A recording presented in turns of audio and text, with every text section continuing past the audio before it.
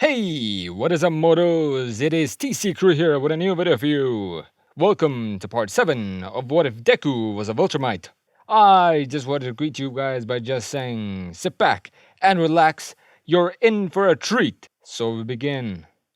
Cheers and bellows filled the air, and the stadium was packed full. The day had finally come, and everyone was going to be tested. The sports festival was up and running. The stands were filled to the brim with both pro heroes and heroes fans alike, but one stood out more than any other. It was none other than the unlicensed hero himself, and he looked like he wasn't enjoying himself. Omni-Man, long time no see!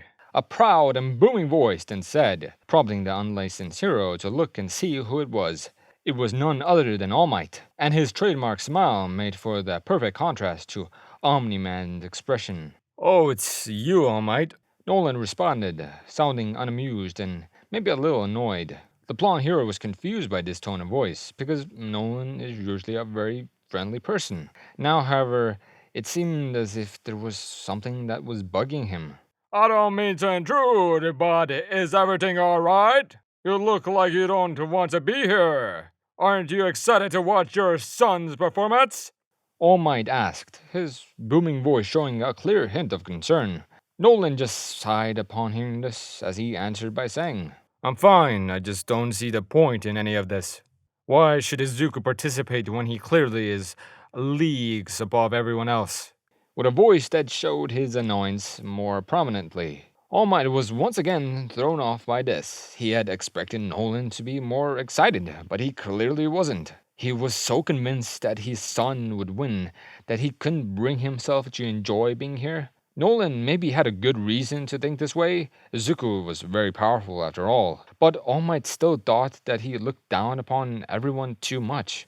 I'm not denying young Izuku's strength, but I think you're underestimating his classmates, Nolan. There are many strong students, and I believe that some of them are on the same level as your son. All Might then said, sounding just as proud as before. He wasn't just saying these words to try and set Nolan straight. He actually believed it. The blonde hero was confident in Class 1A's ability to stand on even ground with Izuku, or he was sure about two of them at least.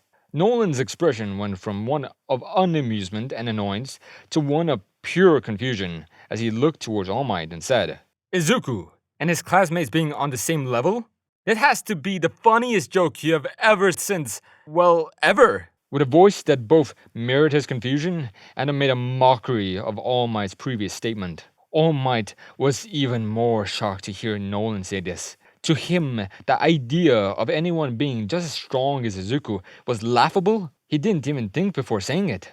But the blonde hero didn't let these words get to his head. He knew that Izuku would find some challengers and that he would find them to be pretty strong.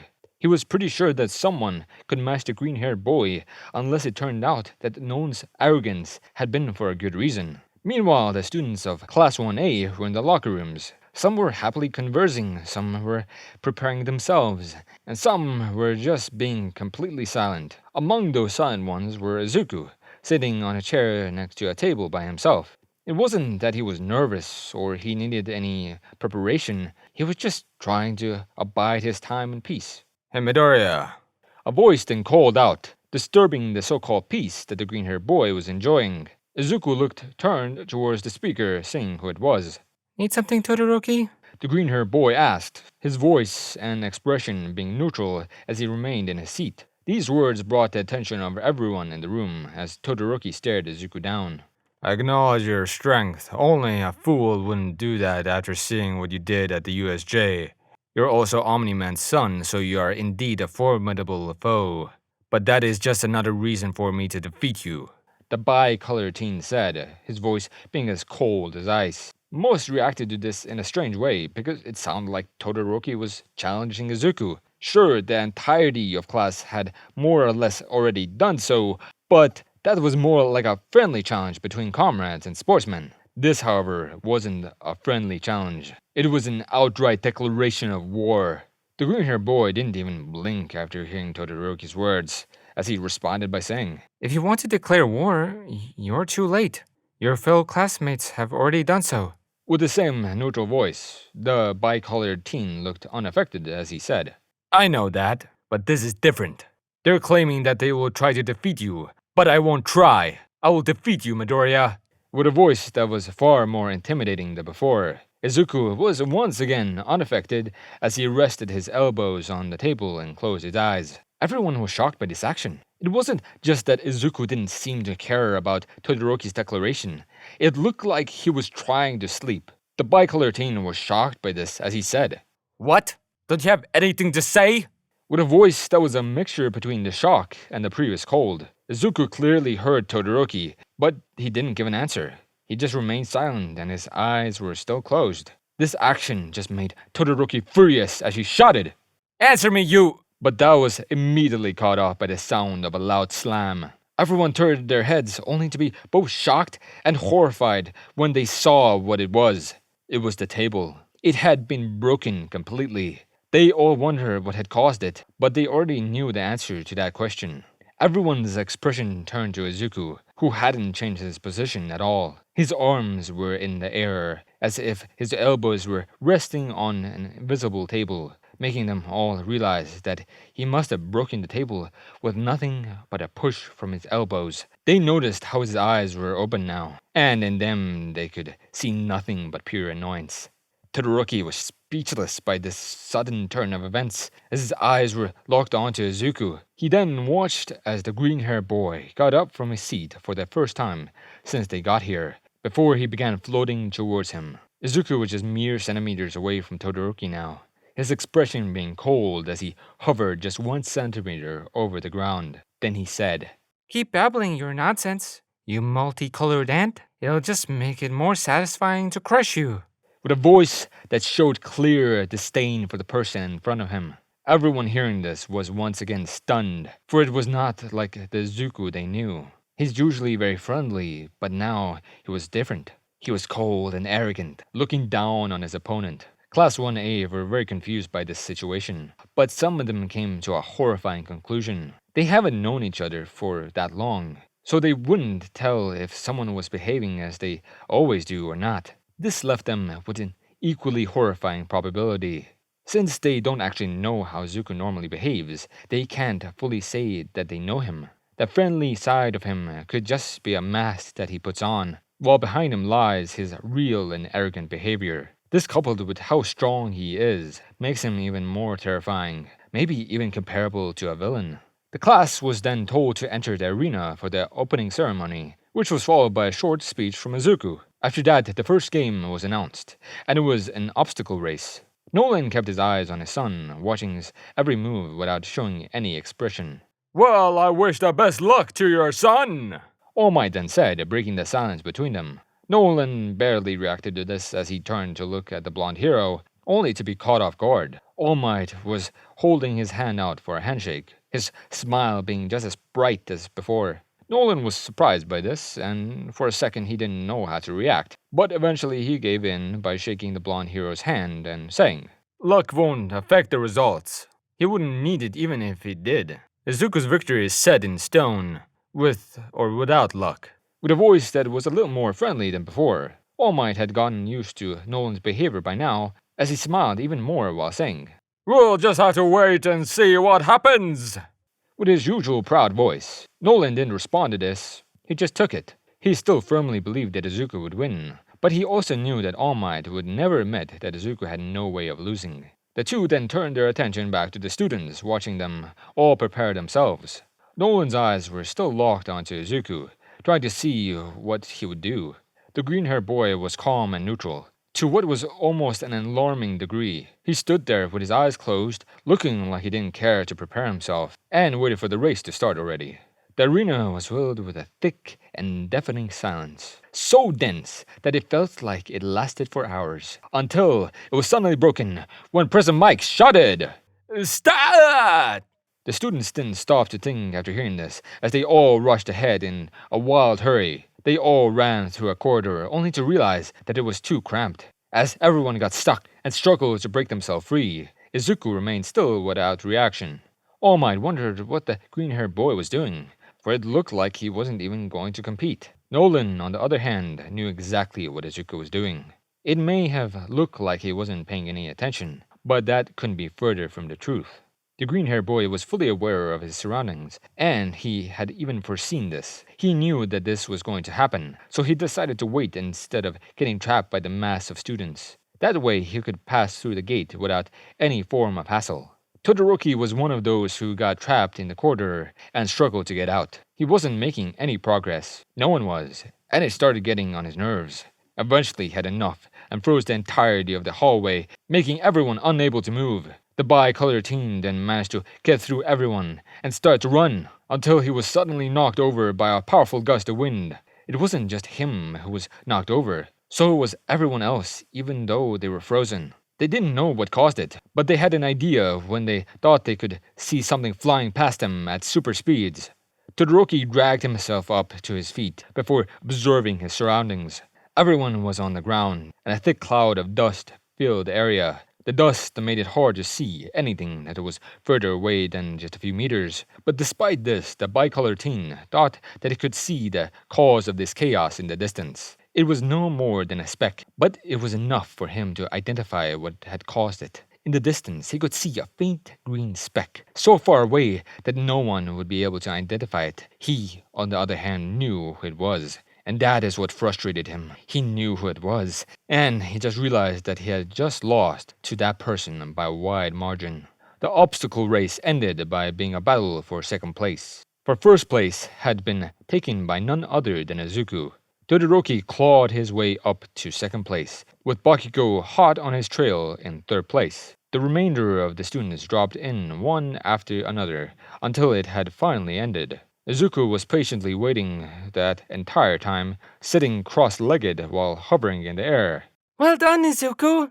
You finished the course in just a few seconds! Uraka exclaimed, showing her praise on the green-haired boy. Izuku remained cold upon hearing this, but his voice still showed some hint of gratitude as he responded by saying, It was no big deal. Uraka didn't know how to feel about his response. On one side, he showed a hint of the same kind of joy she recognized him for, but on the other end, he was still cold and arrogant. The brown-haired girl felt conflicted, but her thoughts were interrupted when Midnight was ready to announce the second round. The R-rated hero spun a massive wheel until it finally landed on a section that read Cavalry Battle.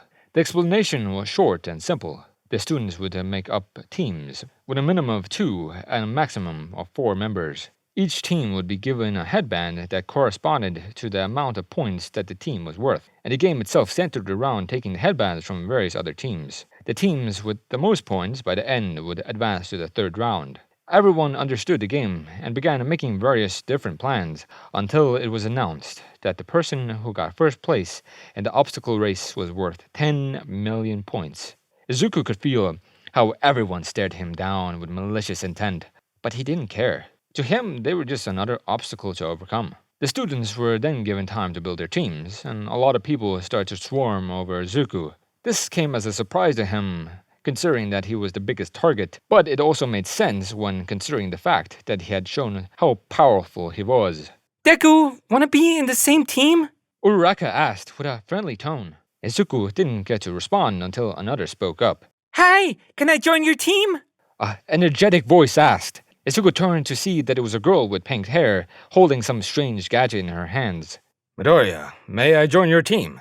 A third voice then said, not letting the green-haired boy speak between each of them. It was Tokiyami, and he sounded stoic as usual. Yeah, sure. You guys can join my team. Izuku then said, sounding incredibly unamused. The other 3 were more confused and shocked as Uraraka spoke once more. You didn't even need to think about it. The brown-haired girl asked, voicing everyone's confusion over the matter. Izuku was still hovering with his legs crossed, as he boldly answered. Honestly, with what I'm planning on doing, it doesn't really matter who's on my team. With the same calm voice as before, the others were confused once again. For to them, it sounded like Izuku had a plan that didn't involve any form of teamwork. Uraraka wanted to question him about it more, but she then decided against it. Whatever it was that he had planned, she had faith in Izuku. She trusted that he had a well-thought-out plan. Some more time passed, and everyone had their teams built. Izuku stood with his team looking as unamused as before, while everyone was staring him down. Silence filled the air once more until it was broken by President Mike. Start! The loud hero shouted, prompting everyone to move. They all seemed to advance on a mutual target, Team Midoriya, and that team was unsure what to do. I'm not trying to be pushy, but now would be a good time to fill us in on your plan. Tokiyami exclaimed, sounding incredibly worried about the horde that was approaching them. Izuku remained calm as he answered Tokiyami. You guys won't need to do anything. Just sit and wait until time runs out. The green-haired boy said. Everyone was confused by his words and were about to shout in anger, but they all stopped upon seeing what he did next. Before any other team could get close enough to pose a danger, Izuku began hovering into the air. They all watched as he went higher and higher up, eventually getting to the point where no one had the slightest bit of hope to reach him. Right, I keep forgetting that he can do that. Uraraka exclaimed, shock and a dumbfounded realization being present in her voice. Same here. Tokiyami then responded, his voice almost sounding the same. As Izuku reached a height that he deemed satisfactory, he could hear the angry shouts of the other contestants, all claiming that he was cheating.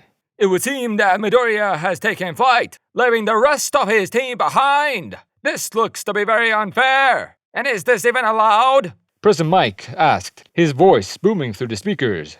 The complaints kept raging on from below as Aizawa grabbed the mic and said, As long as it doesn't touch the ground, it is allowed. And yes, this is very unfair to the others. But that's just the way it is. With his usual tired voice, the contestants shut their complaints upon hearing this, as they turned their pleading expressions towards Aizawa. Sorry, we didn't think of adding a height limit to this game.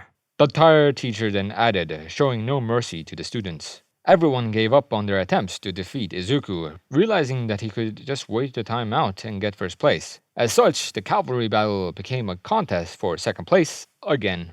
Nolan observed the entire event in silence, not showing any hint of emotion. He still thought that this entire ordeal was pointless, but based on the circumstances, he was pleased with Izuku's approach. It would seem that young Izuku intends to take the path of pacifism. All Might then said, once again disturbing the silence between them. Nolan didn't let his eyes off Izuku as he responded by saying, He's taking my lessons to heart and avoids combat if possible. With a calm voice. All Might was surprised to hear this. He didn't expect Nolan to teach this to his son, but he quickly realized that it was a good idea. Izuku is strong enough to kill someone if not careful, so having refrained from using said strength unless necessary would reduce the chance of causing needless destruction. The blonde hero also realized something else. This wasn't the first time that Izuku had done this. He had done the same during the battle simulation, by avoiding confrontation with Bakugo. All Might was deep in thought, leading him to respect Izuku even more, until he was broken out of said thoughts. It was the sound of a loud bang, an explosion. The blonde knew what was the cause of these explosions, but he was still shocked when he turned his gaze towards it. What he saw was a long chain of explosions that grew vertically, and atop of that chain was an angry, ashen blonde teen. Deku! The voice of Bakugo bellowed as he finally reached up to the unsuspecting brunette. Izuku didn't register Bakugo's presence until he was just a few inches in front of him. But even then, he didn't move. He knew that nothing Bakugo did could hurt or affect him, so there was no need to do anything. But this exact thought is what could bring upon his downfall. The blonde grabbed onto the green-haired boy with a firm grip, aiming to take the latter's headband. Izuku looked amused until something odd happened. Bakugo had managed to move him. Even though he was supposed to be much weaker than him, he managed to move him off balance. Izuku was confused and shocked, unable to understand what was happening. The blonde was suddenly much stronger than he used to be, much stronger than he should be. The green-haired boy went through many possibilities of what it could be, but none of them made any sense. This left him with one conclusion. Whatever gave Bakugo the strength was something that he kept secret from everyone. Not only that, it might have something to do with his connection to All Might. Izuku was off balance and began stalling towards the ground. Bakugo saw this as his opportunity as he reached for the headband while shouting, I've got you! As he got closer to the headband, but it was suddenly stopped. When this happened, he also realized that they had stopped falling, which could only mean one thing. Bakugo looked ahead, only to be met by the furious eyes of Izuku. The green-haired boy was holding onto Bakugo's hand with a firm grip, as an intense fire was burning behind his eyes. Go back to the earth that you came from! The green-haired boy shouted as he threw the blonde towards the ground. Bakugo began falling at an alarming rate as he attempted to stabilize himself. He would lose if he touched the ground, but his explosion didn't help him in the slightest. He got closer and closer to the dirt, beginning to panic towards the end. But his saving grace came in the form of a shout. Time's up! President Mike announced, just moments before the blonde crashed into the pavement below. Bakugo's team breathed a heavy sigh of relief as Izuku slowly descended towards the ground. The green-haired boy looked like he had been shocked, and his teammates noticed it very clearly. They wanted to ask him about it, but none of them knew how to break the ice. That is when Uraraka decided to speak up. That was a much closer win than I imagined. The brown-haired girl tried to sound as comforting and friendly as possible. Izuku looked at her, his expression as calm as he could manage, as he said, He was much stronger than anticipated. He caught me off guard. There's nothing else to it. With a voice that tried to remain as calm as possible. Uraraka sensed that Izuku was telling the truth, but she also sensed something else at the same time. She sensed a particular feeling within the green-haired boy, that he thought he was going to lose, and it made her concerned for him.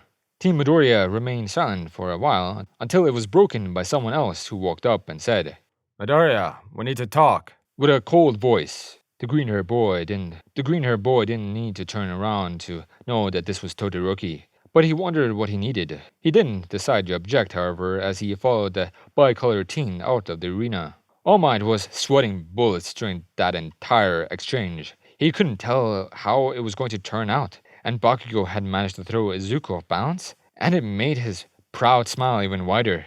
Well, it looks like young Bakugo might be evenly matched with your son. The blonde hero said, sounding just as joyous as before. Nolan was silent for a few seconds after hearing this, but All Might could tell by this expression that he wasn't happy. The unlicensed hero then sighed annoyance as he said, Pathetic! With an agitated voice before walking away. All Might was once again thrown off by this, for he couldn't tell who Nolan was directing his malice towards. Was he directing it to the other contestants who couldn't do anything?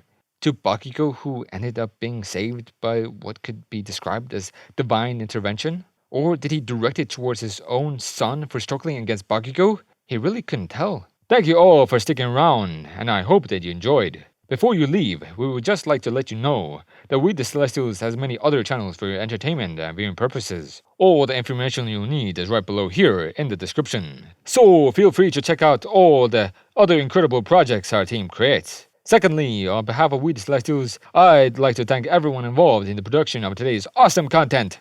Their details will be in the description below. That's all for today's video, so goodbye, and have a divine day.